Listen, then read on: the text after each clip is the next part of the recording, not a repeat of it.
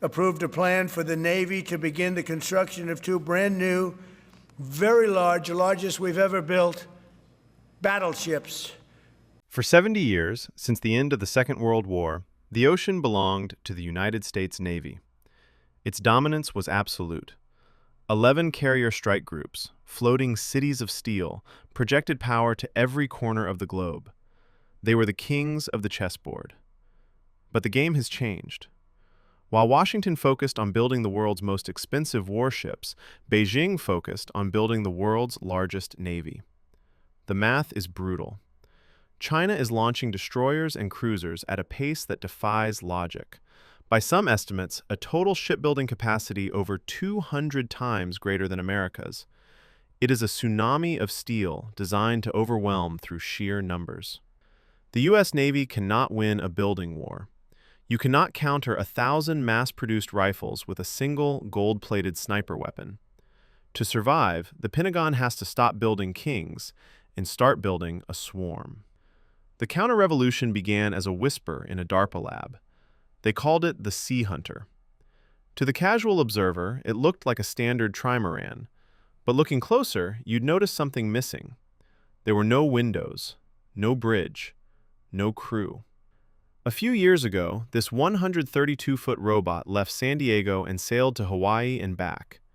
It navigated shipping lanes, dodged tankers, and obeyed maritime law, all without a human hand on the wheel. It was a submarine hunter, designed to loiter for months, a sleepless eye watching the deep. But Sea Hunter was just the proof of concept. The evolution is the defiant. Under the No Manning Required program, engineers stripped away everything human. No galleys, no bunks, no bathrooms. Without the biological need to keep a crew alive, the ship becomes smaller, stealthier, and radically cheaper. It can sail into storms that would break a human sailor and simply keep working. Proving the technology works is one thing. Building a fleet is another. In Texas, a company called Saronic Technologies is attempting to do for warships what Ford did for the automobile. This is Port Alpha. It is not a traditional shipyard, it is an automated production line. With a reported $4 billion valuation, they are building a pipeline of autonomous vessels. Their strategy is speed. If China has the numbers, America needs the velocity. They are building a tiered armada, a hierarchy of machines designed to neutralize the enemy's numerical advantage.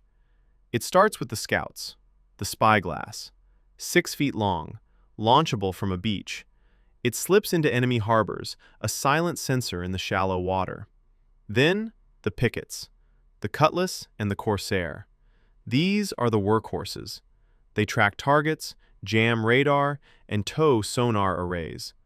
They are the eyes of the fleet, pushing the perimeter thousands of miles forward. Next, the processor, the Mirage, a mid-sized vessel built around a powerful AI core. It ingests the data from every scout and picket, fusing the battlefield into a single picture. Think of it as the brain of the swarm, too valuable to carry weapons, too important to leave behind. And finally, the arsenal, the Marauder, a 150-foot automated magazine. It carries 40 tons of payload. Imagine a ship that does nothing but carry missiles, parking silently at a strategic choke point, waiting for a signal. While a traditional destroyer costs over $2 billion, the Marauder delivers equivalent firepower at a fraction of the price. It allows the manned fleet to stay safe while the robots deliver the strike. But a ship without a crew is just a floating piece of metal. The true weapon isn't the hull, it's the brain. The Navy calls it the kill web. In the old way of war, a ship had to see the target to shoot the target. The kill web changes the physics of the battlefield. A tiny scout drone spots a radar blip. It beams the data to a satellite, which relays it to an AI processor on a Mirage vessel. That computer identifies the threat and sends firing coordinates to a Marauder over the horizon. Detection to launch in seconds. The enemy isn't fighting a ship. They're fighting a distributed, self-healing network. But this brings us to the most critical question of our time. Who pulls the trigger? U.S. doctrine is absolute. A human is always in the loop. The AI tracks. The AI recommends. But a human being, safely located miles away, must authorize lethal force. The machine is the rifle.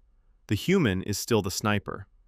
It sounds perfect, clean, efficient. But warfare is never clean. The hurdles facing this ghost fleet are immense. China knows this pivot is coming. Their counter-strategy is silence. Electronic warfare designed to jam the GPS and data links that these robots rely on. If you sever the connection to the human operator, the machine becomes a paperweight. And if you hack that connection, the machine becomes a liability, or worse, a weapon turned against its maker. Then there is the brute reality of the ocean.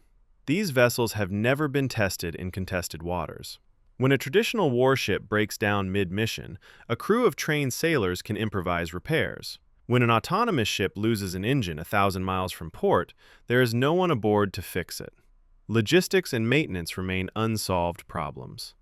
And finally, there is the enemy within: bureaucracy. Integrating hundreds of autonomous bots into carrier strike groups requires rewriting the entire book of naval tactics. The budget war is vicious. Every dollar spent on a robot is a dollar taken from a traditional ship, and traditional ships have powerful defenders in Congress.